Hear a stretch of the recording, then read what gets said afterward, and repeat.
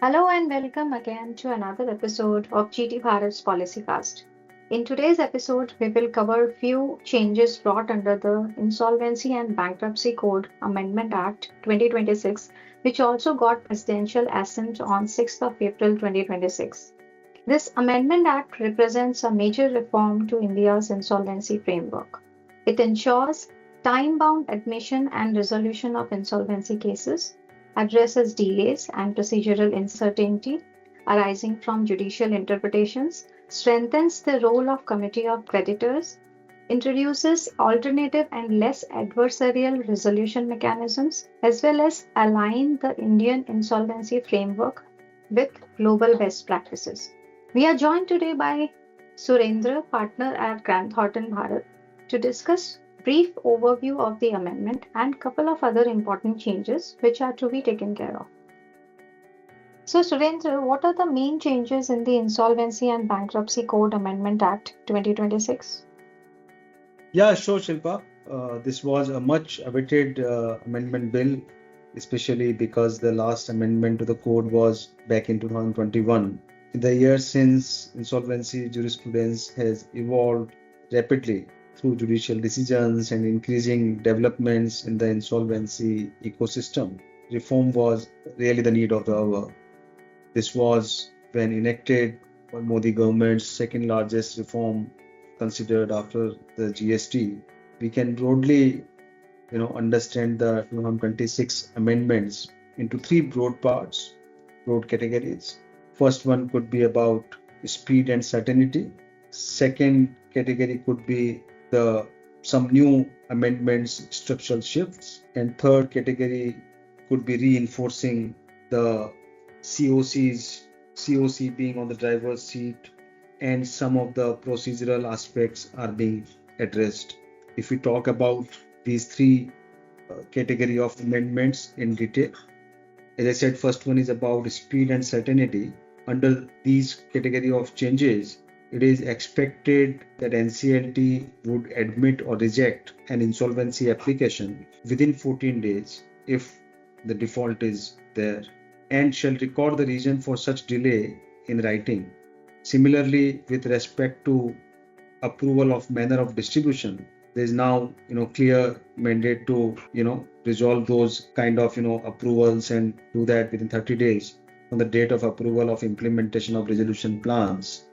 Similarly, appeals which are pending at NCLT, those are expected to be disposed of within 3 months, and even liquidation, which are large number of liquidation cases which are pending, which are being dragged endlessly, now has a hard stop at 180 days, extendable only by another 90 days. All of these changes sends a clear message that time discipline is no longer optional. Second category of changes which we spoke about was the big structural shift with the new creditor-initiated insolvency resolution process, which replaces the failed fast track regime, which actually never took off, never notified, and now stands abolished. And also, the code formally enables group insolvency and cross-border insolvency to deal with modern corporate structures and global investors. We have already seen features of group insolvency being used in some of the large cases like Videocon and others. Similarly, the cross-border insolvency related aspects have been seen by us in Jet Airways and few other similar cases. The third category of the reforms are with respect to firmly, putting the COC on the driver's seat, and many gray areas being addressed, or procedural aspects being addressed. Some of them are like withdrawal of insolvency after admission would require a 90% vote of the COC once the insolvency starts. Similarly, the clean slate principle is hard-coded now, so past liabilities die with plan approval. Government dues are clearly pushed below secured creditors, addressing the ambiguities which got created because of the order of Honorable Supreme Court in the Rainbow papers. All these changes are actually, making the IBC sharper, stricter, And there are other amendments which are more to remove some of the bottlenecks in the procedural aspects and bring in some specific provisions in the code itself, which were already there in the regulations or were necessary basis directions in some of the orders passed by Honorable Supreme Court relating to insolvency matters. So this is a bill, this is an act, no? Now. Yeah, this has become the act, but now different provisions of the Amendment Act are notified from different dates. While Okay, this has got the assent of the President, but you're right, this is now Amendment Act because it has got the assent of the President, but different provisions of the Amendment Act would be applicable from different dates, is maybe notified by the central government. understood. So various significant changes have taken place post these amendments. Now, how do you see these changes would result in greater efficiency in the CIRP processes? Absolutely. As I mentioned that, all these amendments were much needed, which was primarily on the speed and removing, procedural bottlenecks which were there. So 2026 amendments will significantly improve efficiency in the CIRP because these amendments correct the gap between what the code originally intended and how it was actually operating on the ground. Over time, CIRP had become increasingly procedural and very litigation heavy, which diluted its core objective of timely resolution. So it is expected that these changes in the Amendment Act would bring the process back to being more predictable. This is indeed a welcome change post amendment. Now, what is the change with respect to Crown or the government claims? And what was the controversy because of Rainbow, and how does amendment address that? Yeah, that's very interesting question, Shilpa. And this particular issue has been very, very controversial. A lot of applications are pending at not only at NCLT or the appellate forum, but also at the Supreme Court level with respect to this particular matter. Now, the amendment clarifies that the government do not enjoy priority or at par with secured creditors unless they fall in a category where the charge is being created by way of a particular transaction, and hence the government dues would also be dealt strictly under the waterfall mechanism of Section 53 of the IBC. It is now clearly treated as operational debt, unless, as I mentioned earlier, unless there is a contractual arrangement, there is a transaction under which government claim is considered as the secured claim. So it directly addresses the uncertainty created by the order of Honorable Supreme Court in the matter of State Tax Officer versus Rainbow Papers Limited. In this particular case, the Apex Court held that if a tax statute creates a statutory charge, government dues could be treated as secured claims, this position was inconsistent with the creditor-driven philosophy of the IBC. When we say creditor, means largely the financial creditors, banks, financial institutions. And this created serious concerns for banks and the resolution applicants also. Now the amendment makes it explicit that government dues cannot claim priority as a secured creditor merely because a statute creates a charge and must be distributed strictly in accordance with the waterfall under IBC. So this clears the air with respect to a lot of ambiguity which got created because of the Honorable Supreme Court's order in Rainbow. Okay. Okay, so my next question is in relation to one of the most significant reforms, which is the introduction of a creditor-initiated insolvency resolution process. What is this creditor-initiated insolvency resolution process and how it is different than the CIRP? Most important change, Shilpa, which we are expecting here. This was in debate for quite some time. And amongst the series of changes passed in the amendment bill, this is one of the very important amendment, which is about creditor-initiated insolvency resolution process.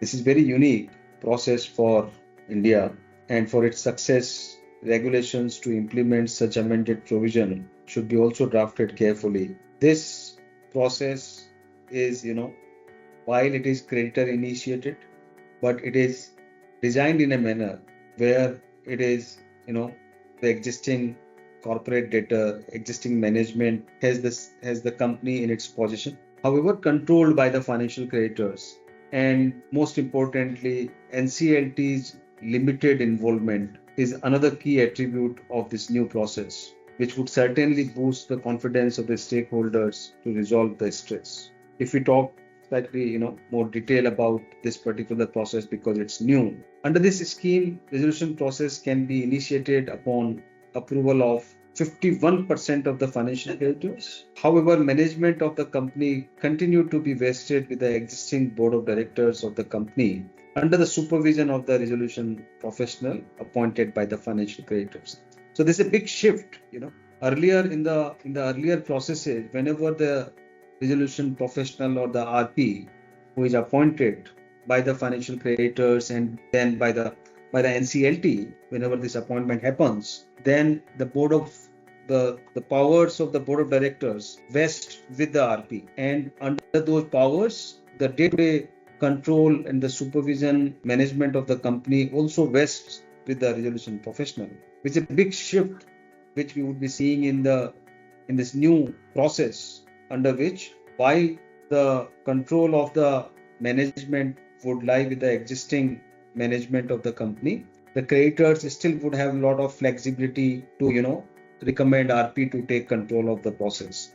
So definitely we are going to see, a lot of changes in this regard, and eligibility of the defaulting entities which can be resolved under this process would depend upon amount of assets, income, and amount of debt which are yet to be notified.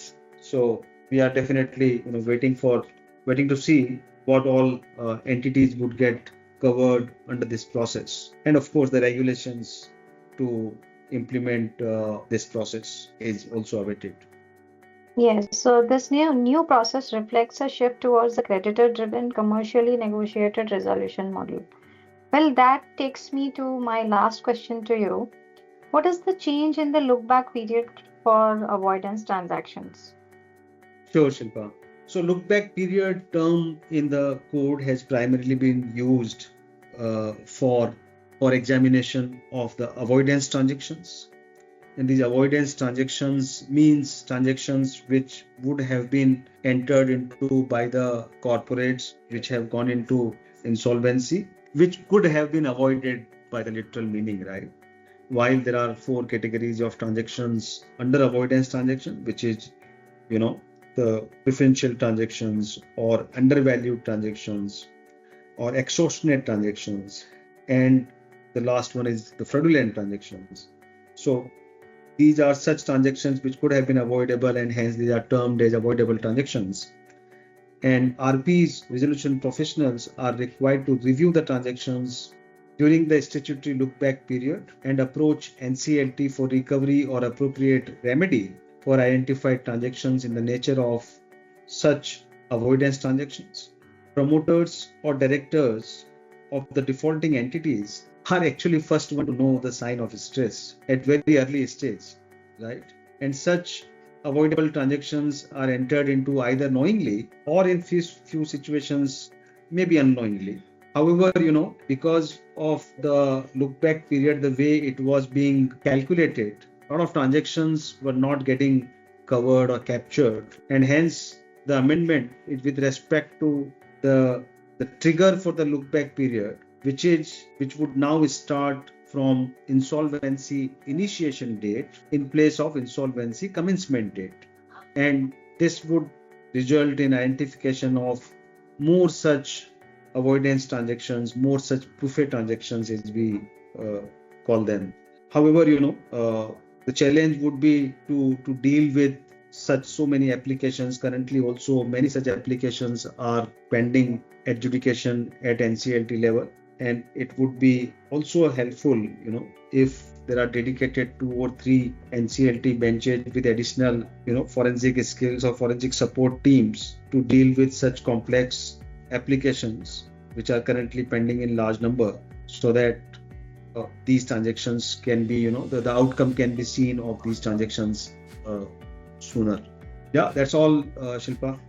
Thank you so much, Surendra, for sharing your insights on how the Insolvency and Bankruptcy Code Amendment Act 2026 marks a decisive shift towards a creditor anchored, time bound, and commercially driven insolvency regime by introducing creditor initiated insolvency resolution process, mandating faster admissions, strengthening COC powers, and modernizing resolution and liquidation processes.